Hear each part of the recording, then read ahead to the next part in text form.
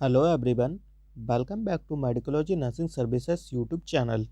So friends, जैसा कि आप सभी फ्यूचर नर्सिंग ऑफिसर्स को पता है, मध्य प्रदेश एनएचएम की तरफ से एग्ज़ाम कंडक्ट होने वाला है। 7 फेब को आपका एग्ज़ाम कंडक्ट हो जाएगा और उसी को देखते हुए मेडिकोलॉजी नर्सिंग सर्विसेज के द्वारा आपके लिए क्लास प्रिपेयर किया जा रहा है।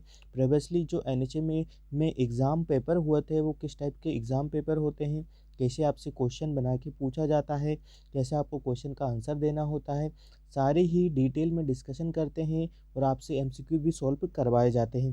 तो यही क्लास आपका कंटिन्यूशन में रहने वाला है। प्रीवियसली जो क्लास हुआ था उसी के कंटिन्यूशन में आज का क्लास आपको देखने को मिलेगा। ठीक है, तो वीडियो में लास्ट तक बने रहिएगा और क्लास में हर एक चीज़ को अच्छे से नोटिस करिएगा। यदि कुछ चीज़ नया लगता है तो अब वो आप क्या करिएगा, अपने नोटबुक में ज़रूर पुटअप कर लीजिएगा, क्योंकि आने वाले एनएचएम एग्ज़ाम में आपको यहाँ से बहुत सारे क्वेश्चन भी देखने को मिल सकता है। और एक और बहुत ही इम्पोर्टेंट इन्फॉर्मेशन सभी फ्यूचर नर्सिंग ऑफिसर्स के लिए, एनएचएम के जितने भी एग्ज़ाम हुए हैं, अभी तक के जितने भी एग्ज़ाम हुए हैं, चाहे मैं बात करूँ आपसे 2019 का करूँ, 2020 का करूँ या 2022 का 21 का करें या 2022 का करें, इन चारों सालों के जो एग्ज़ाम पेपर है वो आपको मेडिकोलॉजी नर्सिंग सर्विसेज के द्वारा क्या देखने को मिल जाएंगे, free of cost exam paper देखने को मिल जाएंगे। ठीक है, क्या देखने को मिल जाएंगे, फ्री ऑफ कॉस्ट आपको एग्ज़ाम पेपर मिल जाएंगे। बस आपको क्या करना है, हमारे चैनल का जो व्हाट्सअप ग्रुप है उसमें आपको ज्वाइन होना है। चैनल के व्हाट्सअप ग्रुप को ज्वाइन होने के लिए आपको क्या करना पड़ेगा, वीडियो के डिस्क्रिप्शन में जाइएगा, वहाँ पे आपको चैनल का लिंक दिखेगा, वहाँ पे क्लिक कर दीजिएगा। फिर आपको क्या है कि व्हाट्सअप ग्रुप ज्वाइन हो जाएंगे। वहाँ पे फिर आपको क्या करना है, हमारे को मैसेज करना है, देन आपको वहाँ पे पेपर सॉल्व सारे ही ईयर के completely paper free of cost में मिल जाएंगे। चाहे वो फ्यूचर नर्सिंग ऑफिसर्स कहीं के भी हों, सबको ही आपको फ्री ऑफ कॉस्ट पेपर देखने को मिल जाएंगे। ठीक है, और यदि किसी को चैनल पे लिंक में जो क्या ऐड ऑन होने में प्रॉब्लम होता है तो आपको हमारे 9754573292 वाले नंबर पे हमको मैसेज करना है, कॉल नहीं करना, ओनली व्हाट्सअप मैसेज करना है। पेपर चाहिएगा तो यहाँ से आपको पेपर भी मिल जाएगा। ठीक है, तो आज का हमारा क्लासेस रहने वाला है 16 नंबर का क्लासेस रहने वाला है, उसी के कंटिन्यूशन में क्लासेस रहने वाला है। तो बढ़ते हैं हमारी क्लासेस की ओर। और यदि कोई फ्यूचर नर्सिंग ऑफिसर सब चैनल पे पहली बार आया हुआ है तो चैनल को विजिट करके जा रहा है, और यदि कंटेंट में दम है तभी आप सब्सक्राइब करके जाइएगा, अदरवाइज सब्सक्राइब मत करिएगा। ठीक है, तो मिलते हैं एक न्यू क्लास के साथ। तो न्यू क्लास क्या रहने वाला है, आज का फर्स्ट क्वेश्चन आपके सामने पढ़िएगा, अच्छे से रीड आउट करिएगा। If a client is diagnose to be dehydrated on admission for surgery, intravenous fluid administration should be started during which of the following period. तो यहाँ पे पूछा गया है स्टूडेंट्स, यदि कोई क्लाइंट है वो डिहाइड्रेटेड हो रहा है, कब हो रहा है dehydrated, admission for surgery, surgery के टाइम पे एडमिशन करते जब वो डिहाइड्रेटेड हो रहा है। नर्सिंग इंटरवेंशन पूछा है कि इंटरवेनस फ्लूइड हम कब स्टार्ट करेंगे। ठीक है, तो यहाँ पे जो क्वेश्चन पूछा गया है बहुत ही इंपॉर्टेंट क्वेश्चन है।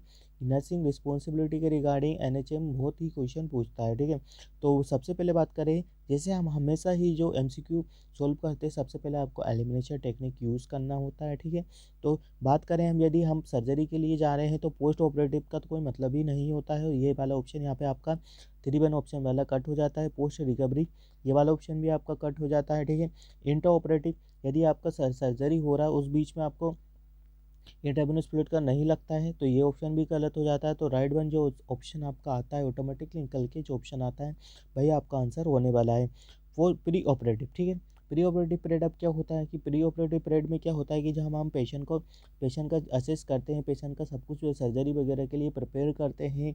ठीक है, तो उसी पीरियड में यदि हमको लगता है कि पेशेंट हमारा डिहाइड्रेटेड कंडीशन में है तो उसको इंट्रावेनस फ्लूइड हम स्टार्ट कर देते हैं, देन उसको सर्जरी के लिए प्रिपेयर कर लिया जाता है। ठीक है, तो आई होप आपको फर्स्ट वन क्वेश्चन समझ में आ गया होगा। ठीक है, बात करते हैं 51 नंबर के क्वेश्चन का, रीड आउट करिएगा, वेरी वेरी इंपॉर्टेंट क्वेश्चन रहने वाले हैं। The factor to be considers while positioning a patient in operation room bed include all the following except. ठीक है, एक्सेप्ट और एक्सपेक्ट के क्वेश्चन यहाँ पे फिर से आगे ना आ गए हैं। क्या क्वेश्चन पूछ रहा है, the factor to be considered while positioning a patient in operation room. यदि कोई पेशेंट है उसको ऑपरेशन रूम में हम उसको पोजिशनिंग प्रोवाइड करवा रहे हैं तो तीन तो वो कंडीशन होगी, बट किसी एक को छोड़कर वो कौन सी कंडीशन एक्सेप्ट नहीं इंक्लूड नहीं होगी। ठीक है, तो साइड ऑफ द ऑपरेशन रहेगा क्या, ठीक है। बात करें age and size of the client रहेगा क्या, बात करें type of the anaesthesia used रहेगा क्या, या पेशेंट प्रेफर्ड पोजीशन रहेगा क्या, ठीक है। तो बात करें हम सारी पोजीशनिंग हम पेशेंट को प्रोवाइड करवा सकते हैं, ठीक है, कंसीडर कर सकते हैं। बट बात करें पेशेंट प्रेफर्ड पोजीशन, यदि पेशेंट बोलेगा कि नहीं मेरे को ये पोजीशन चाहिए तो हम ऐसा बिल्कुल नहीं करते हैं, ठीक है। अकॉर्डिंग टू पेशेंट हम उसको पोजीशन नहीं देते, अकॉर्डिंग टू हम प्रोसीजर्स, क्या सर्जरी हुआ है, क्या डॉक्टर ने एनेस्थीसिया दिया है, क्या उसका एज है, क्या साइज़ है, उसके बेसिस पे हम उसको पोजीशनिंग प्रोवाइड करवाते हैं। बट यदि पेशेंट खुद से बोलता है कि नहीं हमें ये सर्जरी, हमें ये पोजीशन में लेटना है, तो वो डायरेक्टली हम ये वाला इंटरवेंशन कभी नहीं करते हैं। तो एज ए नर्सिंग ऑफिसर आपको ये चीज़ें ध्यान में रखना है कि कभी भी पेशेंट के की बातों को इमोशनली होकर उसको पोजीशन नहीं देना है, ठीक है। तो आई होप आपको समझ में आ गया होगा 51 नंबर का जो क्वेश्चन है वो क्या कह रहा था, ठीक है। मूव ऑन करते हैं नेक्स्ट नंबर के क्वेश्चन पे। A fibromuscular sheath communicating the uterine cavity with the exterior at the bulb is called as. तो वो यहाँ पे पूछा गया है, बहुत ही अच्छा क्वेश्चन है। यहाँ पे पूछा गया है अ फाइब्रोमस्कुलरनेस सीथ, ठीक है। फाइब्रोमस्कुलर सीथ है communicating the uterine cavity with, किसको यूटेराइन कैविटी से बल्बा को कनेक्ट रहती है उसको क्या बोला जाता है, ठीक है। तो यहाँ पे उसको सर्विक्स बोलेंगे क्या, यूरेथ्रा बोलेंगे क्या, या वजाइना बोलेंगे क्या, या क्लाइटोरिस बोलेंगे क्या। तो अकॉर्डिंग टू दिस क्वेश्चन यहाँ पे पूछा गया है कि जैसा आपका ये फ्रेंड्स क्या होता है, यहाँ पे यूट्रस होता है, ठीक है। इमेजिंग अच्छा नहीं है बट फिर भी मैं आपको बता देता हूँ कि यहाँ पे ऐसा यूट्रस आपका परफॉर्म होता है, ठीक है। यहाँ पे पूछा गया एक्सटीरियरली, ठीक है, एक्सटीरियर बल्बा से यहाँ से लेके एक्सटीरियर बल्बा से लेके तो आपका किसे फाइबर यूटेराइन कैविटी से जो कनेक्ट करता है, ठीक है, क्या कनेक्ट करता है उसको क्या बोला जाता है, तो उसको वजाइना बोला जाता है, ठीक है। सर्विक्स क्या होता है, सर्विक्स आपको पता ही होगा, यूट्रस के सर्विक्स के पार्ट देखने को मिलता है, बॉडी फंडस एंड सर्विक्स आपके यूट्रस के पार्ट देखने को मिलता है, यूरेथ्रा भी इसमें अटैच देखने को मिलता है, क्लाइटोरिस भी आपको ऊपर स्ट्रक्चर आपको देखने को मिलता है जो कि किसके होमोलोगस होता है, तो वो पेनिस के होमोलोगस देखने को मिलता है, ठीक है। किसके पेनिस के होमोलोगस देखने को मिलता है, ठीक है। बात करें कभी कभी यहाँ से क्वेश्चन बना के हमेशा पूछ लिया जाता है कि कौन सा ऑर्गन आपको किसके होमोलोगस देखने को मिलता है, कौन सा ऑर्गन किस ऑर्गन के आपको एनालोगस देखने को मिलता है। तो कभी कभी पूछ लिया जाता है तो मैं एड ऑन कर देता हूँ यहाँ पे।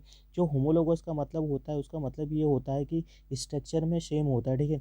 स्ट्रक्चर कितना होता है सेम होगा, ठीक है, ऐसे सेम स्ट्रक्चर सेम होगा, बट जो उनका फंक्शनल कैपेसिटी है वो डिफरेंट होगा, ठीक है।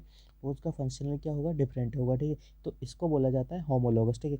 एनालोगस की बात करें तो एनालोगस में क्या देखने को मिलेगा, आपका स्ट्रक्चर क्या देखने को मिलेगा, डिफरेंट देखने को मिलेगा, और आपका जो क्या बोलते हैं फंक्शनल जो कैपेसिटी है वो सेम देखने को मिलेगी, ठीक है। तो होमोलोगस और एनालोगस के रिगार्डिंग आपसे हमेशा ही चीज़ें ध्यान में रखना होता है। दोनों ही जो मेल रिप्रोडक्टिव सिस्टम और फीमेल रिप्रोडक्टिव सिस्टम में एनालोगस और होमोलोगस के रिगार्डिंग आपसे क्वेश्चन बना के पूछ लिया जाता है कभी कभी। तो आपको ये चीज़ें पता होना चाहिए, बेसिक चीज़ें हैं, ये चीज़ें पता होना चाहिए, ठीक है। तो बात करें हम यदि सर्विक्स का यदि बात करें, यूरेथ्रा का बात करें, या क्लाइटोरिस का, यहाँ पे जो ऑप्शन के अकॉर्डिंग मैं बता देता हूँ कि जो क्लाइटोरिस होता है वो आपके किसके होमोलोगस देखने को मिलता है, तो ये पेनिस के होमोलोगस देखने को मिलता है इन द मेल, ठीक है। मेल में बात करें तो, ठीक है। तो आई होप आपको चीज़ें समझ में आ गई होगी, बेसिक चीज़ें आपको क्लियर होना चाहिए। यदि आपका बेसिक ही क्लियर नहीं होगा तो आने वाले जो क्वेश्चन होते हैं वो कैसे आप डील कर सकते हैं। तो आई होप आपको समझ में आ गया होगा, ठीक है। और बात करें कभी कभी यहाँ पे जो ऑप्शन है इसमें मैं बता देता हूँ कि यूरेथ्रा, ठीक है। यूरेथ्रा की जो लंबाई होती है वो मेल में आपको ज़्यादा देखने को मिलती है और फीमेल में आपका शॉर्ट देखने को मिलता है, ठीक है। क्या देखने को मिलता है, फीमेल में कितना देखने को मिलता है, तो फीमेल में शॉर्ट देखने को मिलता है। इसी की वजह से क्या होता है, यूटीआई आपको फीमेल की में ज़्यादा देखने को मिलता है, ठीक है। वही बात करें मेल में जो यूरेथ्रा की साइज़ होती है वो आपको लॉन्ग देखने को मिलती है, अराउंड 16 से लेकर तो 20 तक देखने को मिलती है। और यही फीमेल की बात करें 4 to 6 सेंटीमीटर देखने को मिलता है, ठीक है। तो आई होप आपको इस क्वेश्चन से कम 4 से 5 एमसीक्यू आपके प्रिपेयर हो गए होंगे, ठीक है। और कभी कभी यहाँ पे पूछा जाता है सर्विक्स और बॉडी का रेशो, ठीक है। अब बात करें जब आएगी है क्वेश्चन तो मैं बता ही देता हूँ, सर्विक्स और बॉडी का रेशो कभी कभी पूछा जाता है, 2:1 देखने को मिलता है, ठीक है। किस में देखने को मिलता है, 2:1 देखने को मिलता है, ठीक है। ये साइज़ है, कभी कभी पूछ लिया जाता है तो आपको हमेशा पता होना चाहिए, ठीक है। कम ओबीजी के रिगार्डिंग बहुत बहुत क्वेश्चन आपसे बनते हैं, तो ये चीज़ें पता होना चाहिए, ठीक है। बात करते हैं हम नेक्स्ट नंबर के क्वेश्चन का। आई होप इस क्वेश्चन से आपको बहुत सारी चीज़ें लर्न करने को मिली होगी। 53 नंबर के क्वेश्चन का बात करते हैं, the function of the placenta all और द फॉलोइंग एक्सेप्ट। तो यहाँ पे जो क्वेश्चन बन रहे हैं एक्सेप्ट के रिगार्डिंग, तो एक्सेप्ट के रिगार्डिंग मैं आपको चीज़ें बता देता हूँ कि जो एक्सेप्ट होता है फ्रेंड्स, क्या होता है एक्सेप्ट, ठीक है। किसी को नहीं पता होगा, मोस्टली ऑफ द स्टूडेंट्स को तो पता होगा, बट बहुत सारे स्टूडेंट्स होता है कि जिनको नहीं पता होता, मैं उनके लिए बता रहा हूँ कि एक्सेप्ट का मतलब होता है 3 आपके ऑप्शन है वो राइट होने वाले हैं, वो बट जो एक ऑप्शन होता है वो गलत होने वाला है, ठीक है। ऑप्शन यही पूछा गया, ठीक है। तो क्या पूछा गया है कि the function of the placenta all of the following except. तो यहाँ पे 3 फंक्शन आपके प्लेसेंटा से रिलेटेड है, बट किसी एक जो फंक्शन होता है वो प्लेसेंटा से रिलेटेड नहीं है। तो यही क्वेश्चन आपसे पूछा गया है। अब हम ऑप्शन की तरफ बढ़ते हैं। क्या एंडोक्राइन ग्लैंड होता है क्या, ठीक है। फंक्शन किसका होता है प्लेसेंटा का, एंडोक्राइन ग्लैंड होता है क्या, या एक्सोक्राइन ग्लैंड होता है क्या, या बैरियर फंक्शन होता है क्या, इम्यूलॉजी, और फिर बात करते हैं इम्यूलॉजिकल फंक्शन होता है क्या, ठीक है। तो सबसे पहले बात करें तो जो जो प्लासेंटा होता है, ठीक है। प्लासेंटा आपको पता होगा कि प्लासेंटा किसके लिए यूज़ किया जाता है। तो प्लासेंटा होता है वो आपके बेबी के लिए हमेशा ही यूज़ किया जाता है, ठीक है। आपका बेबी का जो न्यूट्रिशनल स्टेटस होता है, न्यूट्रिशन बेबी को मिलता है वो मदर टू बेबी को कैसे जाता है, थ्रू द प्लासेंटा, ठीक है। एक ये ट्रांसपोर्टेशन का काम करता है, ठीक है। किसका काम करता है, बेबी में और मदर के रिलेटेड ट्रांसपोर्टेशन का काम करता है। जितने भी एसेंशियल न्यूट्रिशन है आपका बेबी को, जितना भी हंगर डेवलप होता है, वो सब कुछ इसी से सेटिस्फाई होता है, ठीक है। अब बात करते हैं कि ये किसका काम करता है, तो बैरियर का काम करता है। तो ऑब्वियसली सही बात है, ये एक बैरियर का काम तो करेगा ही। तो यहाँ पे हमारा ये वाला ऑप्शन भी राइट है, ठीक है। इम्यूनोलॉजिकल फंक्शन आपने सुन के रखा होगा कि जो आईजीजी है वो बॉडी से क्या क्या क्या होता है कि मदर्स टू फीटस में ट्रांसफ़र होता है, ठीक है। मदर टू फीटस ट्रांसफ़र होता है। तो अकॉर्डिंग टू दिस क्वेश्चन आपको पता होना चाहिए कि आईजीजी जो होता है वो जो मदर से लेके तो बेबी में ट्रांसफ़र होता है, ये एक इम्यूनोलॉजिकल फंक्शन की कंडीशन में आता है। तो आई होप ये वाला ऑप्शन भी आपका राइट वन होने वाला है, ठीक है। और बात करें किसका, यहाँ पे और ऑप्शन क्या दे के रखा हुआ है, एक्सोक्राइन ग्लैंड होता है, बिल्कुल होता है। पर सॉरी बिल्कुल ये एक्सोक्राइन ग्लैंड नहीं होता है, बट एंडोक्राइन ग्लैंड भी होता है, ठीक है। अब बात करें हम एक्सोक्राइन ग्लैंड नहीं होता, ठीक है। तो आई होप आपको समझ में होगा कि प्लासेंटा का जो फंक्शन है वो ये एक्सेप्ट में एक्सोक्राइन ग्लैंड का, इसके लिए राइट वन आंसर रहने वाला है, ठीक है। तो बात करते हैं हम नेक्स्ट नंबर के क्वेश्चन का। Pigmentation over the forehead and the cheek may appear about the 24th week of the pregnancy is called as. तो बहुत ही इंपॉर्टेंट क्वेश्चन है, यहाँ पे बन रहा है, और इसके रिगार्डिंग मैं आपसे 4 से 5 या 6 से 7 ऐसे पर्टिकुलर एमसीक्यू बता दूंगा इसी में। तो आपको आने वाले एनएचएम एग्जाम में देखने को जरूर मिल सकते हैं, ठीक है। तो बात करते हैं pigmentation over the forehead and the cheek may appear 24 weeks of the pregnancy is called as. तो उसको बोलेंगे क्या, स्टेरिया बोलेंगे क्या, या लाइना नाइग्रा बोलेंगे क्या, या क्लाइजोमा बोलेंगे क्या, नन ऑफ द दीज बोलेंगे क्या। तो अकॉर्डिंग टू दिस क्वेश्चन सबसे पहले बात बताऊं तो जो क्या बोलते हैं आपका स्टारिया ग्रेविडम होता है, ठीक है। लाइना नाइग्रा होता है, स्टारिया ग्रेविडम होता है, लाइना नाइग्रा होता है। और ये सारे ही प्रेगनेंसी के क्या चेंजेस होते हैं, ठीक है। क्या होते हैं, ये सारे ही प्रेगनेंसी की कंडीशन में आपको देखने को मिलते हैं। क्या देखने को मिलते हैं, प्रेगनेंसी की कंडीशन में देखने को मिलता है। और जितने भी ये चेंजेस देखने को मिलते हैं आपको कितने सेकेंड ट्राइमेस्टर में देखने को मिलते हैं, कितने में देखने को मिलते हैं फ्रेंड्स, तो सेकेंड ट्राइमेस्टर में देखने को मिलते हैं, ठीक है। According to this second trimester में देखने को मिलते हैं। और आप यहाँ पे जब बात बताएं आपको, तो सेकंड ट्राइमेस्टर कितने वीक का होता है, तो बात बताएं तो 13 से लेकर तो 27 वीक का होता है, ठीक है। कितने से होता है, तो 13 से लेकर 27 या 28 वीक का होता है। अकॉर्डिंग टू बुक सभी बुक्स में अलग अलग दिया रहता है, बट अब बात करें हम ऑथेंटिक बुक का बात करें तो उसमें यही चीज़ें दे के रखी कि 27 और जो हमारा फर्स्ट ट्राइमेस्टर होता है वो कितना लेकर 1 to लेकर तो 12 वीक का होता है, ठीक है। 1 to लेकर तो 12 वीक का होता है। वहीं थर्ड ट्राइमेस्टर का बात करें तो वो 28 से लेके तो टिल डिलीवरी तक होता है। तो अकॉर्डिंग टू दिस ये जो आंसर आपको देखने को मिलेगा, और ये जो जो साइन यहाँ पे देखने को मिलते हैं वो मोस्टली किस में देखने को मिलते हैं, जो साइन हमेशा आपको देखे जाते हैं वो इसमें देखे जाते हैं, ठीक है। सेकंड ट्राइमेस्टर में ही साइन देखे जाते हैं। तो आई होप आपको यहाँ से ट्राइमेस्टर का पता चल गया होगा कि कौन से वीक में कौन सा ट्राइमेस्टर आपको देखने को मिलता है, ठीक है। बात करें हम अपने क्वेश्चन क्या, तो स्टेरिया ग्रेविडारम आपको देखने को मिलता है कि जो स्टेरिया ग्रेविडारम होता है वाइट मार्क देखने को मिलता है, वाइट मार्क देखने को मिलता है प्रेगनेंसी में देखने को मिलता है। किसमें देखने को मिलता है, ये प्रेगनेंसी की कंडीशन में ही देखने को मिलता है। जब स्ट्रेचिंग होता है तो जब वहाँ पे वाइटिस ऐसे मार्क देखने को मिलते हैं। लाइना नाइग्रा होता है कि जो आपके जीपी स्टेमर से लेके तो आपकी यहाँ तक देखने को मिलता है, एक सिंगल लाइनिंग देखने को मिलती है, डार्क टाइप की लाइनिंग देखने को मिलती है। कैसे देखने को मिलता है स्टूडेंट्स, तो वो डार्क लाइन देखने को मिलती है, एब्डोमेन पे डार्क लाइन देखने को मिलता है। क्लोइजोम जो होता है वो राइट आंसर इसके लिए रहने वाला है। क्लोइजोम में क्या होता है कि ये कि हार्मोनल चेंजेस होता है, प्रेगनेंसी मास्क भी से बोला जाता है, ठीक है। क्या बोला जाता है इसको, कभी कभी क्लाइजोमा ना देखे क्या बोला जाता है, प्रेगनेंसी मास्क बोलता है, ठीक है। क्या बोला जाता है, प्रेगनेंसी मास्क बोला जाता है, ठीक है। तो यदि क्वेश्चन में आपको यह नहीं दिया होता है और ये दिया रहता है कि प्रेगनेंसी मास्क कितने वीक में अपेयर होता है, तो भी आप क्या कर सकते हैं, राइट आंसर अपना यहाँ पे बना सकते हो। स्टेरिक ग्रेविडामन का मैंने आपको बता दिया।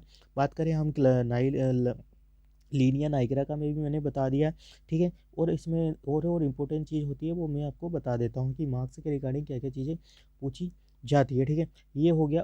और बात करें यदि हम कि जो आपको देखने को मिलता है पर्टिकुलर साइन देखने को मिलता है, कभी कभी पूछा जाता है कि सॉफ्टनिंग क्या बोलते हैं student, softening of the uterus, softening of the cervix भी पूछा जाता है, सॉफ्टनिंग ऑफ द यूट्रस भी पूछा जाता है, गुडेल साइन भी पूछा जाता है, हेगार साइन भी पूछा जाता है। तो ये सारी चीज़ें भी आपको अच्छे से रीड आउट करना है, कौन से वीक में होता है, कब किसका क्या होता है, ये सारी अच्छे से देखना है, ठीक है। गुडेल साइन का तो आपको अच्छे पता है, सॉफ्टनिंग ऑफ द सर्विक्स, ठीक है। किसे बोला जाता है, सॉफ्टनिंग ऑफ द सर्विक्स को गुडेल साइन बोला जाता है। हेगार साइन किसे बोला जाता है, सॉफ्टनिंग ऑफ द यूट्रस, ठीक है। अच्छे से ध्यान रखना है, सॉफ्टनिंग ऑफ द यूट्रस उसे बोला जाता है, सॉफ्टनिंग ऑफ द हेगार साइन को बोला जाता है, ठीक है। तो ये गुड साइंस होते हैं जो कि हमेशा ही एग्ज़ाम में पूछे जाते हैं कि किसको क्या बोला जाता है, किसको क्या नहीं बोला जाता है, ठीक है। बेलामेंटस क्या होता है, बेलोटमेंट क्या होता है, ठीक है। बेलोटमेंट होता है कि जो कि आपको 20 वीक्स में देखने को मिलता है, ठीक है। वीक ऑफ द 20 में देखने को मिलता है, जिसमें क्या होता है कि हम पल्सेशन फील करते हैं, ठीक है। तो आई होप आपको ये और भी इम्पोर्टेंट बहुत सारी चीज़ें इसमें ऐसी होती है कि जो आपको एग्जाम में पॉइंट से पूछी जाती है। तो मैं आपको बता देता हूँ कि आपको सारी चीज़ें रीड आउट करके जाना है बिफोर द एग्ज़ाम। यदि आप एग्ज़ाम अपेयर करने जा रहे हो तो आपको ओबीजी के रिगार्डिंग जितने भी ऐसे साइन देखने को मिलते हैं, ठीक है, वो रीड आउट करने जाना है।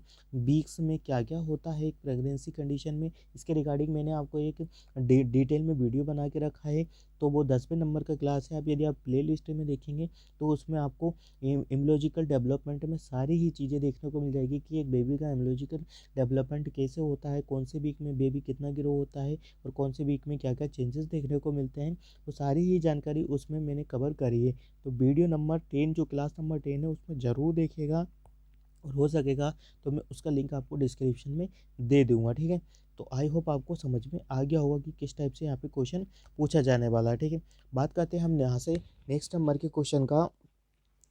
अच्छे से रीड आउट करिएगा। A married women visit the OPD, nurse collect the obstetrical history and get the information date she is not pregnant now and has never been pregnant, the nurse can not her obstetrical history। तो ये बहुत ही important question और बहुत ही easy question है, यहाँ पे पूछा गया हुआ है। अ married women visit the OPD, सबसे पहले क्या आता है, एक फीमेल है जो कि मैरिड वुमेन है, वो क्या करती है कि ओपीडी को विजिट करती है। देन नर्स क्या करती है कि आपको उसका ऑब्स्टेट्रिकल हिस्ट्री कलेक्ट करती है, ठीक है। And the get the information that she is not pregnant, ठीक है। उसको पता लगता है कि she is not pregnant and has never been pregnant, और वो अभी भी प्रेग्नेंट ही है और इससे पहले भी कभी प्रेग्नेंट की कंडीशन में नहीं हुए।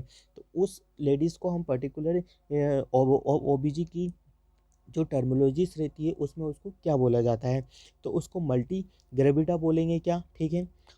प्रेमी ग्रेविडा बोलेंगे, प्रेमी पेरा बोलेंगे क्या, या प्रेमी ग्रेविडा बोलेंगे क्या, या नल ग्रेविडा बोलेंगे क्या। तो बहुत अच्छा क्वेश्चन है, मैं इसमें भी आपको 10 से 15 क्वेश्चन एमसीक्यू यहाँ पे डील करवा दूंगा। तो आपको एनएचएम एग्जाम में कोई भी ऐसी दिक्कत न होगी कि यदि इसके रिगार्डिंग फिर क्वेश्चन बनता है तो, ठीक है। तो सबसे पहले आपको क्या करना है, ठीक है। सबसे पहले बात बताऊं, इसको क्लियर करते हैं और देन बात करते हैं। यहाँ पे जो क्वेश्चन है वो आपको आई होप समझ में आ गया होगा। समझ में क्वेश्चन आ गया, मैं थोड़ा हिंदी में भी बता देता हूँ कि एक जो फीमेल लेडी है वो यहाँ पे हॉस्पिटल आती है, फिर उसको नर्स, एक नर्सिंग ऑफिसर उसको अटेंड करता है। फिर बात करते हैं कि वो ऑब्स्टिकल हिस्ट्री लेता है। देन उसको पता चलता है कि she is not now pregnant और नेवर प्रेग्नेंट। तो उसको उस लेडीज़ को क्या बोला जाता है, उसको हम बोलते हैं नल ग्रेविडा। अब बात करते हैं नल ग्रेविडा का क्या मतलब होता है। नल ग्रेविडा, ठीक है, ग्रेविडा का मतलब होता है कि आप कितना प्रेगनेंसी है, ठीक है। ग्रेविडा का मतलब होता है कि प्रेगनेंसी, इसमें आपको पास्ट सारी प्रेगनेंसी काउंट करना होता है, ठीक है। ग्रेविडा का मतलब होता है ऑल प्रेगनेंसी आपको काउंट करना होता है, जिसमें प्रेगनेंसी चाहे इसमें आपका बच्चा लाइव बर्थ हो या ना हो, ये सारी प्रेगनेंसी हम ग्रेविडा में चेक किया जाता है कि उसका पारा ग्रेविडा क्या होता है, ठीक है।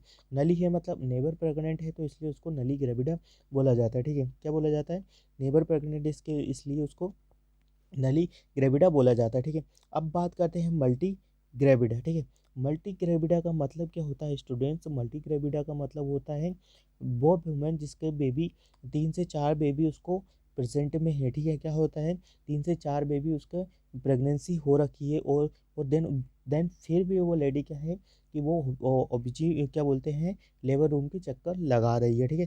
तो इसीलिए उसको बोला जाता है मल्टी ग्रेविडा बोला जाता है, मतलब मोर देन 3 to 4 प्रेगनेंसी उसको हो रखी है, ठीक है। बात करें प्राइमी प्राइमी पेरा, ठीक है। प्राइमी पेरा का मतलब होता है प्राइमरी, और पेरा का मतलब होता है आपका प्रेगनेंसी, ठीक है। तो क्या होता है कि भाई लेडी जो पहली बार प्रेग्नेंट हुई है उसको प्राइमी पेरा बोला जाता है, ठीक है। तो आई होप आपको ये चीज़ें क्लियर हो गई। बहुत ही इंपॉर्टेंट चीज़ें बता रहा हूँ, चाहे तो आप अपने नोटबुक में इसको नोट डाउन भी कर सकते हो, बहुत ही इंपॉर्टेंट खास रहने वाला है, ठीक है। तो यहाँ पे हो गया प्राइमी पेरा।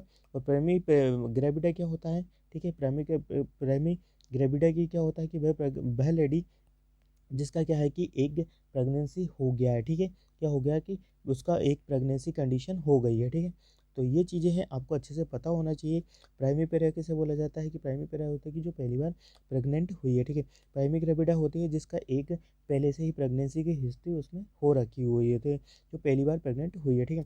तो नल ग्रेविडा, प्राइमरी ग्रेविडा और प्राइमरी पेरा और मल्टी ग्रेविडा की रिगार्डिंग 101% एक ना एक क्वेश्चन आपको एनएचएम में देखने को ज़रूर मिल सकता है। तो आई होप आपको यहाँ से सारे ही डाउट्स से इसके रिगार्डिंग क्लियर हो गए होंगे। हम नेक्स्ट क्वेश्चन पे मूव ऑन करते हैं। 56 नंबर के क्वेश्चन है, oedema during pregnancy can be caused due to the following reason except, ठीक है। तो यहाँ पे फिर से अगेन आपसे एक्सेप्ट और एक्सेप्ट के क्वेश्चन पूछ लिए गए हैं, इस पर ही ध्यान देना होता है, ठीक है। बात करते हैं oedema during pregnancy can be caused due to following except. तो यहाँ पे पूछा गया है, क्वेश्चन को हिंदी में बता देता हूँ कि एडिमा हो जाता है इन द प्रेगनेंसी कंडीशन, वो किसी 3 रीजन की वजह से हो जाता है, पर जो चौथा वाला रीज़न है उसकी वजह से नहीं होता है। एनीमिया एंड द हाइपोप्रोटीमिया की कंडीशन से आपको एडिमा हो जाता है क्या, या एक्लेम्सिया की वजह से आपको एडिमा हो जाता है या क्या, या गुड न्यूट्रिशन ले रहे हो तो एडिमा हो सकता है क्या, या नेफ्रोटिक सिंड्रोम होता है तो आपको एनीमा हो सकता है क्या, ठीक है। क्या हो सकता है आपको एनीमा हो सकता है। अब हर एक ऑप्शन का मैं डिटेल में डिस्कस करने वाला हूँ, ठीक है। यदि आपको बात करें एनीमिया एंड द हाइपो प्रोटीमिया है, ठीक है। क्या है एनीमिया हो रखा है, तो ऑब्वियसली आपका ब्लड कम होगा, ठीक है। ब्लड कम होगा, ठीक है। क्या होगा, ब्लड कम होगा, तो उसकी वजह से आपको क्या होगा, उसकी वजह से तो आपको क्या देखने को मिलेगा, एडिमा नहीं देखने को मिलेगा, ठीक है। और हाइपोप्रोटीनीमिया हो रखा है, मतलब हाइपो आपका क्या होता है कि प्रोटीन का लेवल आपको कम देखने को मिल रहा है इन द ब्लड में, ठीक है। तो उसकी वजह से आपको क्या एडिमा होगा क्या, तो डेफिनेटली नहीं होगा, उसकी वजह से तो एडिमा हो ही नहीं सकता है। एक्लेम्सिया है, एक्लेम्सिया की वजह से क्या देखने को मिलता है, कैन कोस्ट है, तो उस सॉरी यहाँ पे जो क्वेश्चन है वो क्या कह रहा है कि oedema during pregnancy can B caused है। यहाँ पे 3 कारणों से हो सकता है, किसी एक कारणों से नहीं होता है, ठीक है। तो बात करें हम एनीमिया आपका किसकी वजह से होता है, क्या एनीमिया की वजह से हो सकता है, या हाइपोप्रोटीमिया की वजह से भी देखने को मिलता है, ठीक है। इसकी कंडीशन से भी आपको देखने को मिल सकता है, ठीक है। हाइपोप्रोटीमिया होगा जिसकी वजह से क्या होता है कि आपको एडिमा देखने को मिल सकता है, कि एक्लेम्सिया आपने सुन के रखा हो कि पिटिंग एडिमा होता है, ठीक है। एक्लेम्सिया में पिटिंग एडिमा देखने को मिलता है। एक्लेम्सिया क्या होता है जिसमें आपका लेडीज़ का बीपी बहुत ज़्यादा हाई हो सकता है, ठीक है। बीपी भी आता है, एक्लेम्सिया की कंडीशन होती है। देखो अच्छे से मैं बता देता हूँ कि बहुत ही इंपॉर्टेंट चीज़ें रहने वाली एक्लेम्सिया, ठीक है। एक्लेम्सिया जो कंडीशन होती है, एक्लेम्सिया, ठीक है। इसमें क्या होता है कि जो लेडीज़ होती है इन द प्रेगनेंसी कंडीशन में उसका बीपी तो हाई होता ही है, प्लस साथ में उसको क्या होता है सीजर्स भी आने स्टार्ट हो जाते हैं, ठीक है। सीजर्स भी आना स्टार्ट हो जाते हैं, तो उसकी कंडीशन को एक्लेम्सिया बोलते हैं। और प्री एक्लेम्सिया क्या होता है, ओनली उसमें आपको क्या देखने को मिलेगा, बीपी आपका हाई देखने को मिलेगा, ठीक है। बीपी हाई देखने को मिलेगा, मतलब हाई बीपी देखने को मिलता है, ठीक है। कितना देखने को मिलता है, 139 से अबव देखने को मिलता है सिस्टोलिक, और डायस्टोलिक भी आपका नेफ्रोटिक से वो भी देखने को मिलेगा। इसकी कंडीशन को हम प्री एक्लेम्पसिया बोलते हैं। और साथ में यदि बीपी भी बढ़ रहा है और साथ में लेडीज़ को सीजर्स भी आ रहे हैं, ठीक है, ध्यान देना है, साथ में बीपी बढ़ रहा है और साथ में यदि लेडीज़ को सीजर्स भी आ रहे हैं तो उस कंडीशन को हम एक्लेम्पसिया बोले जाते हैं, ठीक है। ठीक है, तो और आपको अच्छे से पता होगा कि एक्लेम्पसिया में कौन सा ड्रग ऑफ चॉइस देते हैं, तो ये अच्छे से आपको ध्यान रखना है। मैनेजमेंट के रिगार्डिंग बहुत क्वेश्चन आपसे बनते हैं। तो ये चीज़ें हो गई। तो इसकी वजह से भी आपको क्या एडिमा की कंडीशन अराइज हो सकती है। यदि हम बात करें नेफ्रोटिक सिंड्रोम है तो इसकी वजह से भी आपको एडिमा हो सकता है। अब नेफ्रोटिक सिंड्रोम है, आपका किडनी है, ठीक है, आपका किडनी है, नेफ्रॉन है। अब यदि आपका नेफ्रॉन अच्छे से वर्क नहीं कर रहा है तो आपका फिल्ट्रेशन नहीं होगा, फिल्ट्रेशन नहीं होगा तो मेटाबॉलिक जो वेस्ट प्रोडक्ट है और जो एसेंशियल न्यूट्रिशन है वो बॉडी को नहीं लगेंगे और वो बॉडी से बाहर नहीं जाएंगे, दिन की वजह से आपको एडिमा की कंडीशन अराइज हो सकती है, ठीक है। बात करें यदि गुड न्यूट्रिशन, यदि कोई लेडीज़ है वो गुड न्यूट्रिशन ले रही है तो उसकी वजह से क्या है कि उसको एडिमा की कंडीशन अराइज नहीं होती, ठीक है। गुड न्यूट्रिशन लेना मतलब एक बॉडी के लिए बहुत अच्छी बात होती है, उससे कोई भी एडिमा की कंडीशन अराइज नहीं होगी, ठीक है। तो आई होप आपको यहाँ से चीज़ें समझ में आई होगी। एक क्वेश्चन के साथ और भी क्वेश्चन हम डील कर लेते हैं, जिससे क्या होता है कि आपको एक पर्टिकुलर आइडिया लग जाता है और साथ में बहुत सारे क्वेश्चन भी आपके कवर हो जाते हैं, ठीक है। बात करते हैं नेक्स्ट नंबर के क्वेश्चन का।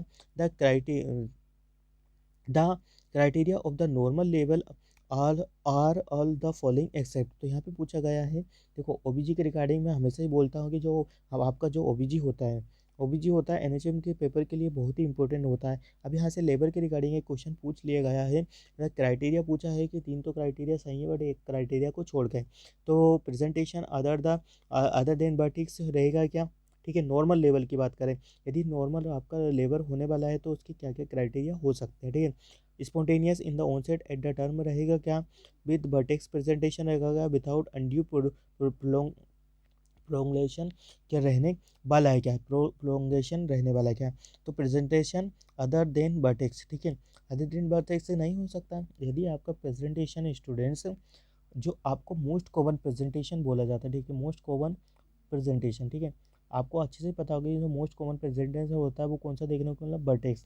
यदि यहाँ क्वेश्चन पढ़ना है अच्छे से, ऑप्शन अच्छे से देखा, प्रेजेंटेशन अदर देन वर्टेक्स, यहाँ पे पूछा गया है कि प्रेजेंटेशन आपका वर्टेक्स ना होकर अदर होगा, तो यदि आपका ब्रीच प्रेजेंटेशन होगा तो उसमें नॉर्मल लेवल तो पॉसिबल नहीं है ना। तो जो राइट वाला आंसर है वो यही है, ठीक है। क्वेश्चन समझ लो, आपका आंसर ऑटोमेटिकली आपको माइंड में क्लिक हो जाता है, ठीक है। यदि क्वेश्चन आपने समझा होगा तो यहाँ पे पूछा क्या है, यही पे पूछा है कि नॉर्मल लेवल की 3 कंडीशन है बट एक जो कंडीशन है वो नॉर्मल लेवल को इंडिकेट नहीं करता, ठीक है। तो प्रेजेंटेशन यदि आपका क्या बोलते हैं, आपका ब्रीच प्रेजेंटेशन होगा या सेफलिक प्रेजेंटेशन, सॉरी ब्रीच प्रेजेंटेशन होगा, शोल्डर प्रेजेंटेशन होगा, तो वो नॉर्मल लेवल की कंडीशन में नहीं आता, ठीक है। बात करें spontaneous in onset at the term, बिल्कुल होता है स्पॉन्टेनियस एट द टर्म, क्यों नहीं होगा। With vertex presentation most common होता है और नॉर्मल लेवल का यहाँ पे साइन दिखता है। विदाउट अनड्यू प्रोलॉन्गेशन, बिल्कुल कोई भी अनड्यू प्रोलॉन्गेशन नहीं होना चाहिए, ठीक है, बिल्कुल ही विदाउट होना चाहिए, ठीक है, ठीक है। तो ये चीज़ें हैं, ये सारे नॉर्मल लेवल के क्राइटेरिया है। नॉर्मल लेवल और की क्राइटेरिया यही है कि आपका जो प्रेजेंटेशन होता है वो हमेशा सेफलिक और वर्टेक्स होना ही चाहिए, ठीक है। तो आई होप आपको लेबर के रिगार्डिंग भी क्वेश्चन बनते हैं। तो लेबर के रिगार्डिंग क्या क्या क्वेश्चन बनते हैं तो मैं आपको शॉर्ट में थोड़ा सा बता देता हूँ कि लेबर के रिगार्डिंग क्या क्या क्वेश्चन बनते हैं। तो अकॉर्डिंग टू लेबर का जो स्टेजेस होता है 4 स्टेज देखने को मिलता है, कितना देखने को मिलता है, 4 स्टेज देखने को मिलता है, जिसमें आपको फर्स्ट स्टेज देखने को मिलता है, सेकंड स्टेज देखने को मिलता है, थर्ड स्टेज देखने को मिलता है और फोर्थ स्टेज देखने को मिलता है। जो फर्स्ट स्टेज होता है, सेकंड स्टेज होता है, थर्ड स्टेज होता है, इन फोर्थ स्टेज होता है। तो आपको सभी को स्टूडेंट्स को पता है कि जो डायलिटेशन होता है सर्विक्स का वो कौन से स्टेज में देखने को मिलता है, आपको किसमें देखने को मिलता है, फर्स्ट स्टेज में देखने को मिलता है, ठीक है। बात करें हम सेकंड स्टेज में क्या देखने को मिलता है, तो कंप्लीट डायलिटेशन आपका स्टार्ट हो जाता है, ठीक है। और थर्ड स्टेज में क्या देखने को मिलता है, तो थर्ड स्टेज में आपका प्लासेंटा डिलीवर होता है, ठीक है। फोर्थ स्टेज में क्या देखते हो, ऑब्जर्वेशन। तो यहाँ पे फर्स्ट स्टेज में आपका देखने को मिलता है complete dilatation of the cervix. Cervix का जो डायलिटेशन होता है वो कितना हो जाता है, 1 से लेकर तो 10 सेंटीमीटर डायलिटेशन हो जाता है, ठीक है। कितना हो जाता है, 1 से लेकर 10 सेंटीमीटर कंप्लीट डायलिटेशन हो जाता है। फिर यहाँ पे डायलिटेशन तो बेबी का डिलीवर हो जाता है, ठीक है। सेकंड स्टेज में, ठीक है। और प्लासेंटल स्टेज इसको बोला जाता है थर्ड, इसको प्लासेंटल स्टेज किसको बोला जाता है, तो प्लासेंटल स्टेज भी थर्ड स्टेज को बोला जाता है, ठीक है। थर्ड स्टेज को क्या बोला जाता है, तो थर्ड स्टेज को बोला जाता है प्लासेंटल स्टेज, ठीक है। प्लासेंटल स्टेज बोला जाता है जिसमें क्या होता है, आपका प्लासेंटा डिलीवर होता है, ठीक है। प्लासेंटा डिलीवर होता है इसीलिए इसको थर्ड स्टेज बोला जाता है, ठीक है। अच्छे से ध्यान रखना है, बहुत ही इंपॉर्टेंट क्वेश्चन बता रहा हूँ। और फोर्थ स्टेज होता है, कभी कभी इसको ऑब्जर्वेशनल स्टेज बोला जाता है, ठीक है। क्या बोला जाता है, तो इसको ऑब्जर्वेशनल स्टेज बोला जाता है। आई होप आपको समझ में आ रहा होगा कि चारों स्टेज को अलग अलग टाइम के पीरियड के अकॉर्डिंग दिया जाता है, ठीक है। जो फर्स्ट स्टेज आपको देखने को मिलता है, ठीक है। बात करें यदि फर्स्ट स्टेज, ये हमेशा प्राइमरी ग्रेविडा होती है, जो इसमें 16 से लेके तो 18 घंटे का, 12 से लेके तो, ठीक है, 12 से लेके तो 16 घंटे का यहाँ पे समय लगता है, ठीक है। अकॉर्डिंग बात करते हैं, यदि यहाँ पे जो फीमेल कंडीशन है उनका जो मल्टी ग्रेविडा है उसमें आपको कम हबर देखने को मिलता है, ठीक है। 8 से लेके तो 10 हबर ही कभी कभी आपको देखने को मिलता है, ठीक है। फर्स्ट स्टेज की बात कर रहा हूँ, ठीक है, किसकी बात कर रहा हूँ, फर्स्ट स्टेज की बात कर रहा हूँ। इसमें ये हबर आपको देखने को मिलता है। इसमें और भी एक्टिव फेस, लेटेंट फेस, और भी बहुत सारी चीज़ें आती हैं, तो इतना डिफिकल्ट आपसे नहीं पूछेगा। बस ओनली यही पूछेगा कि कौन सी स्टेज क्या होती है और किस स्टेज को क्या बोला जाता है, ठीक है। तो आई होप आपको लेबर के रिगार्डिंग ही भी यहाँ से कुछ ना कुछ इंपॉर्टेंट चीज़ें सीखने को मिल गई होगी, ठीक है। अब बात करते हैं हम नेक्स्ट नंबर के क्वेश्चन का, क्या पूछा गया था आपसे। तो ये इसका जो आंसर है देखने को मिलता है, क्या देखने को मिलता है, क्राइटेरिया ऑफ द, तो प्रेजेंटेशन ऑफ द सर्विस। कभी कभी क्वेश्चन पूछा जाता है मोस्ट कॉमन प्रेजेंटेशन, ठीक है। तो मोस्ट कॉमन प्रेजेंटेशन भी आपको अच्छे से ध्यान रखना है, बट ऐसे ही होता है, ठीक है। और मोस्ट कॉमन मोस्ट कॉमन जो देखने को मिलता है वो यही देखने को मिलता है, ठीक है। आई होप आपको समझ में आया होगा। बात करें 58 नंबर के क्वेश्चन का, the more serious complication of measles all the following except. तो देखो यहाँ पे जो क्वेश्चन बनते हैं वो क्या बन रहे हैं, एक्सेप्ट और एक्सपेक्ट पे क्वेश्चन बन रहा है, ठीक है। तो यहाँ पे पूछा गया है कि more serious complication of measles are of the following. यहाँ पे सारे ही सीरियस कॉम्प्लिकेशन है कि बट किसी एक को छोड़कर थे। कनेक्टर्स रहता है क्या, फाइबल कन्वल्सन रहता है क्या, इंसेफेलाइटिस रहता है क्या, सबक्यूटेनियस स्क्लेरोसिस, पेन, इंसेफेलाइटिस। तो यहाँ पे मैं बता दूँ आपको, ये सारे ही कॉम्प्लिकेशन आपके किसके देखने को मिलते हैं, किसके देखने को मिलते हैं, मीजल्स के, ठीक है। मीजल्स के देखने को मिल रहा है, ठीक है। बात करें यहाँ फेब्राइल कन्वल्सन, यदि किसी पेशेंट को कन्वल्सन हो रहा है तो वो भी बहुत ही डेंजरस कंडीशन में आता है, ठीक है। कर्निक होता है, ठीक है। बात करें जॉन्डिस, जिसमें क्या होता है जो देखने को मिलता है, एंसेफेलाइटिस देखने को मिलता है। एंसेफेलाइटिस भी very very severe disease condition होती है। सबक्यूटेनियस स्क्लेरोसिस, पेन, एंसेफेलाइटिस होता है, ये भी आपको देखने को मिलता है। SSSP ई के नाम से होता है ये, ठीक है। SSP के नाम से कभी कभी इसका फुल फॉर्म पूछ लिया जाता है आपसे, एग्जाम के पॉइंट ऑफ व्यू से बात करें तो बहुत इंपॉर्टेंट रहने वाला है। तो जो इसका आंसर है, सारे ही कॉम्प्लिकेशन सीरियस कॉम्प्लिकेशन है, बस जो आपका कर्निक होता है, ठीक है। कर्निक आपका कोई सीवियर कॉम्प्लिकेशन नहीं होता है, ठीक है। तो आई होप आपको यह चीज़ें समझ में आई होगी। जो फाइब्रल कन्वर्सन है ये भी एक बहुत ही सीवियर कॉम्प्लिकेशन है। एंसेफेलाइटिस हो रहा है मतलब inflammation of the parenchyma of the brain में देखने को मिलता है, सबके स्क्लेरोसिस एंड पेन इंसेफेलाइटिस हो जाता है। तो ऐसे ये सारे ही कॉम्प्लिकेशन बहुत सीरियस कॉम्प्लिकेशन है आपके मीजल्स के, ठीक है। अब मीजल्स के रिगार्डिंग क्या क्या चीज़ें पूछी जाती है, तो बात करें हम यदि मीजल्स का, ठीक है।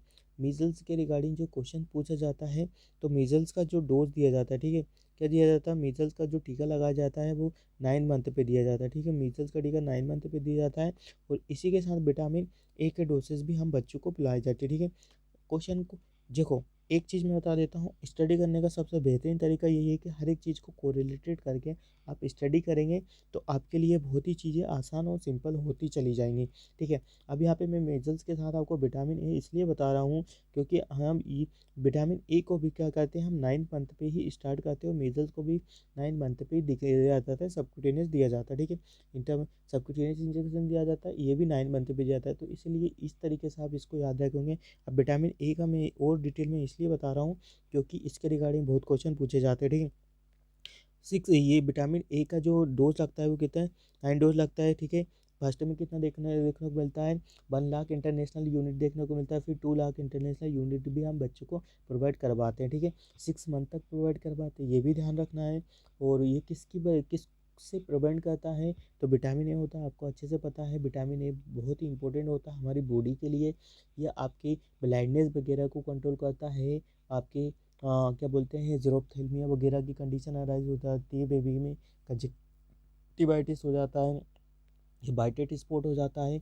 उस सभी चीज़ों से प्रिवेंट करने के लिए in the end of growth, जब बेबी का ग्रोथ होता है, जब बेबी छोटा होता है 9 मंथ से लेकर तो छोटा होता है, तब बच्चों को सारी ही दवाइयाँ या सारी इम्यूनाइजेशन के शेड्यूल में जो चीज़ें होती है वो प्रोवाइड करवाई जाती है। ठीक है, तो आई होप यहाँ से आपको ये चीज़ें समझ में आई होगी। मीज़ल्स के रिगार्डिंग भी आपको समझ में आ गया होगा, और विटामिन ए के रिगार्डिंग भी समझ में आ गया होगा, और इसकी कॉम्प्लिकेशन भी आपको समझ में आ गए होंगे। मतलब यहाँ से मैं बताऊँ आपको तो 10 से लेकर तो 15 एमसीक्यू मैंने आपके साथ क्या करवा दिए, डील करवा दिए।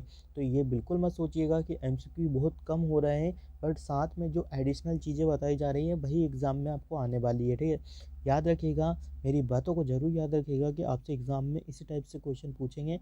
चाहे तो आप हमको बाद में बता देना है कि नहीं किस टाइप से क्वेश्चन पूछे थे। ठीक है, बात करें हम नेक्स्ट नंबर के क्वेश्चन का कि नेक्स्ट नंबर का जो क्वेश्चन रहने वाला है वो क्या रहने वाला है। ठीक है, फिर उसके बाद हमारा childrens above the 12 year and vaccinated with the which of the following vaccine to protect against diphtheria. तो यहाँ पे बहुत अच्छा क्वेश्चन पूछा गया है, इम्यूनाइजेशन के रिगार्डिंग क्वेश्चन पूछा गया है। चिल्ड्रन अबव द 12 ईयर, यदि चिल्ड्रन 12 साल से बड़ा हुआ है, vaccinated with the following vaccine protect against the diphtheria. ठीक है, तो उसका कौन सा वैक्सीन देंगे, तो डीटी देंगे। ठीक है, डिप्थीरिया परटूसिस से जो टिटनेस दिया जाता है उसको डीटी कहते हैं। डीपीटी नहीं देंगे, डीटी देंगे, टीटी नहीं देंगे, डीपीटी नहीं देंगे। ठीक, क्योंकि हमें यह ध्यान रखना है कि जो बच्चे का एज यहाँ पे मेंशन किया हुआ है अकॉर्डिंग टू इम्यूनाइजेशन शेड्यूल, 12 साल का बच्चा है तो उसको डीपीटी नहीं देंगे, ओनली उसको डीटी का डोज लगाया जाता है। ठीक है, परटूसिस हमेशा हम 6 मंथ से के पहले ही दे दिया जाता है, पर उसके बाद में नहीं जाते हैं। 1 ईयर तक भी दे सकते हैं, 6 मंथ तक भी दे सकते हैं। ठीक है, उसके बाद हम उसको हेपेटाइटिस एड में नहीं करते, इसलिए उसको हटा देंगे। ओनली आपका डिप्थीरिया एंड टिटनस इंजेक्शन हम बच्चों को प्रोवाइड कराएंगे एज अ बूस्टर डोज के रूप में। ठीक है, बात करें हम यदि इम्यूनाइजेशन के रिगार्डिंग यहाँ पे क्वेश्चन बन गया है तो फिर आप क्यों ना हम इम्यूनाइजेशन का थोड़ा सा आपको थोड़ा सा एड ऑन करके बता दिया जाता है। जो आपका इम्यूनाइजेशन प्रोग्राम होता है, ठीक है, सबसे पहले आता है कि आपका इम्यूनाइजेशन प्रोग्राम 1985 में देखने को मिलता है। किस में देखने को मिलता है, 1985 में देखने को मिलता है। बट ये कौन सा देखने को मिलता है, यूनिवर्सल इम्यूनाइजेशन प्रोग्राम। फिर एक्सपेंडेड इम्यूनाइजेशन प्रोग्राम आया था, यूनिवर्सल इम्यूनाइजेशन प्रोग्राम आया था। तो इस टाइप से आपको अच्छे से याद रखना है कि कौन सा प्रोग्राम कब देखने को मिला था। ठीक है, अभी जो प्रोग्राम चल रहा है उसमें आपको कब कब कितने डोसेस लगाए जाते हैं, बीसीजी कब लगाया जाता है, पेंटावेलेंट वैक्सीन कब लगाया जाता है, ओरल पोलियो कब पिलाया जाता है, ओरल पोलियो के कितने डोज पिलाए जाते हैं, बूस्टर डोज कब लगाया जाता है, और बात बताऊं रोटा वायरस को कब डोसेस लगाया जाता है। ठीक है, आईएफसी क्या होता है। ठीक है, और बताओ विटामिन ए के डोसेस कितने लगाए जाते हैं, विटामिन मीजल्स के कब लगाए जाते हैं, टीटी कब दिया जाता है, बूस्टर डोज कब दिया जाता है। तो मैं एक चीज़ बता देता हूँ कि आप यदि एग्ज़ाम देने जा रहे हो और आपको इम्यूनाइजेशन शेड्यूल नहीं पता है तो बिल्कुल भी कोई मतलब नहीं है पेपर देने से। सबसे पहले आप क्या करिएगा, क्लास जैसे ही ख़त्म हो जाए तो एक बार पूरा इम्यूनाइजेशन जो शेड्यूल है उसको अच्छे से रीड आउट कर लेना। ठीक है, क्योंकि बहुत ही इंपॉर्टेंट होने वाला है। ठीक है, इम्यूनाइजेशन शेड्यूल बहुत ही इंपॉर्टेंट होने वाला है। एग्जामिनर का जो फेवरेट टॉपिक आजकल बना जा रहा है वो कम्युनिटी हेल्थ के रिगार्डिंग बना जा रहा है। अब कम्युनिटी हेल्थ के रिगार्डिंग यदि टॉपिक बन रहा है तो उसमें आपसे इम्यूनाइजेशन नहीं पूछेगा, ऐसा हो नहीं सकता। तो आपको क्या करना है, जितना भी हो सके आपको immunisation schedule tip of the tongue होना ही चाहिए। ठीक है, टिप ऑफ द टंग आपका होना ही चाहिए। जो आपको बीसीजी वैक्सीन लगता है वो कब लगता है, कितने एंगल पे लगता है, क्या स्कार फॉर्म करता है, कौन सा उसमें एनएस मिलाया जाता है, लिपोलाइज्ड रहता है, क्या स्कार फॉर्म परमानेंट स्कार आपको दे देता है, कितना डोज एट द बर्थ लगाया जाता है, और 1 साल पे लगाया जाता है तो कितना लगाया जाता है, ये सब कुछ बताना है। ठीक है, क्या देखना है, ये सब कुछ आपको बताना है। यदि मेरे से पॉसिबल होगा तो इम्यूनाइजेशन शेड्यूल के रिगार्डिंग में एक क्लास आपको 100% श्योर मैं आपको आने वाले दिनों में कंडक्ट करवा दूंगा। ठीक है, तो बट आपको भी अच्छे से रीड आउट करना है, क्योंकि मेरे अकॉर्डिंग इसमें से आपको 2 से 3 एमसीक्यू आपको देखने को मिल जाएंगे आने वाले एग्ज़ाम में। तो आपके यहाँ से 2 से 3 नंबर जो है कि वो कन्फर्म हो ही जाएंगे। ठीक है, तो आई होप आपको मेरा ये समझ में आ गया होगा। आज का जो क्लासेस है यहीं पे मैंने 10 MCQ आपके साथ यहाँ पे डील करवाए हैं स्टूडेंट्स, ठीक है। 10 MCQ डील करवाए, बट 10 MCQ के साथ मैंने 100 MCQ आपको और भी बता दिए प्लस करके, क्योंकि एडिशनल जो चीज़ें होती हैं वो भी आप MCQ में काउंट कर सकते हो। तो आई होप आपको आज का हमारा क्लासेस पसंद आया होगा। यदि क्लासेस पसंद आया है तो अपने फ्रेंड, नियर डियरेस्ट सभी स्टूडेंट्स को क्लासेस का लिंक शेयर कर दीजिएगा, क्योंकि आपका जो NHM एग्ज़ाम है वो 7 फेब को ही कंडक्ट होने वाला है। ज़्यादा समय नहीं बचा है। अपना जो भी समय है, जो भी कीमती समय है, वो बिल्कुल स्टडी में लगा दीजिएगा। जितने भी फ्रेंड सर्कल वगैरह है सबसे बोलिएगा कि अभी स्टडी टाइम चल रहा है, तो कोई भी किसी को डिस्टर्ब ना करे, ठीक है। जितना समय आप अपने को स्टडी में लगाएंगे, अपने आप को निखारने में लगाएंगे, उतने ही आने वाला जो फ्यूचर है आपका बहुत ही ब्राइट होने वाला है, ठीक है। फ्रेंड सर्कल तो यदि अंडरस्टैंडेबल होंगे तो वो आपको मान जाएंगे, नहीं स्टडी टाइम है, ठीक है। तो अपना जितना भी समय अभी स्टडी में लगा दीजिएगा, जी जान से मेहनत करिएगा, क्योंकि फिर ऐसा वैकेंसी आपको आने वाले दिनों में नहीं देखने को मिलेगा, क्योंकि 2000 वैकेंसी बहुत वैकेंसी होता है, बट कंपटीशन भी बहुत बड़ा हुआ है। तो उस हिसाब से हर एक फ्यूचर नर्सिंग ऑफिसर्स को उसके रिगार्डिंग क्या करना है, मेहनत करना है, बहुत अच्छे से मेहनत करना है, तभी जाके आप क्या होंगे, सिलेक्ट हो पाएंगे, ठीक है। पैनिक नहीं होना है। जो अभी तक पढ़ा है बहुत ही आपने बेस्ट पढ़ा है, और आगे भी ऐसा ही कंटिन्यूशन में आपका स्टडी बनाए रखेगा। बस क्या है कि कंटिन्यूटी को ब्रेक मत करिएगा आने वाले एग्ज़ाम तक, ठीक है। कंटिन्यूटी बनाए रखिएगा, ठीक है। कंटिन्यूटी बनाए रखोगे तो चीज़ें रिवाइज्ड होती जाएंगी, और आपको खुद से अपने आप को एक कॉन्फिडेंट फील हो जाएगा कि नहीं यार, हमें ये चीज़ें आता है, ये चीज़ें नहीं आ रहा है। बट ये कि कंटिन्यूटी बनाए रखोगे तो ये रहेगा कि नहीं, हाँ मैंने कल पढ़ा था तो आज मुझे वो चीज़ें याद है। तो यही कॉन्फिडेंस आप जब एग्ज़ाम पेपर में बैठोगे तो आपको बहुत ही इसका हेल्प मिलेगा। यदि मिलता है तो हमें ज़रूर बताइएगा, ठीक है। और बात, यदि किसी भी फ्यूचर नर्सिंग ऑफिसर्स को मध्य प्रदेश NHM का एग्ज़ाम पेपर चाहिए तो वो हमको फ्री ऑफ कॉस्ट में सबको प्रोवाइड करवा देंगे। बस क्या करना है, आपको एक मैसेज छोड़ना है, फिर आपको NHM के सारे ही पेपर देखने को मिल जाएंगे। और अभी तक जितना भी क्लासेस कंडक्ट करवाए हैं वो वीडियो के लिंक के डिस्क्रिप्शन में मिल जाएगा, तो वहाँ से देख लीजिएगा, ठीक है। तो आई होप आपको क्लासेस समझ में आया होगा। और फिर भी किसी स्टूडेंट्स को कुछ भी क्वेरी लगता है तो वो हमें मैसेज कर सकता है, या कमेंट बॉक्स में कमेंट भी छोड़ सकता है। और क्लासेस का रिव्यू ज़रूर लिखना ना भूलिएगा, ताकि हमको समझ में आ जाए कि आपको क्लासेस कैसा समझ में आ रहा है, कैसा नहीं आ रहा है, क्या एड ऑन करना है, क्या एड ऑन नहीं करना है, ठीक है। तो आई होप आपको समझ में आ गया होगा आज का क्लासेस। मिलते हैं एक न्यू क्लासेस में, जब तक बने रहिएगा मेडिकोलॉजी नर्सिंग सर्विसेज के यूट्यूब चैनल पे। जय हिंद, जय भारत। वीडियो का लिंक ज़्यादा से ज़्यादा बच्चों को शेयर करना है, ठीक है। Thank you so much.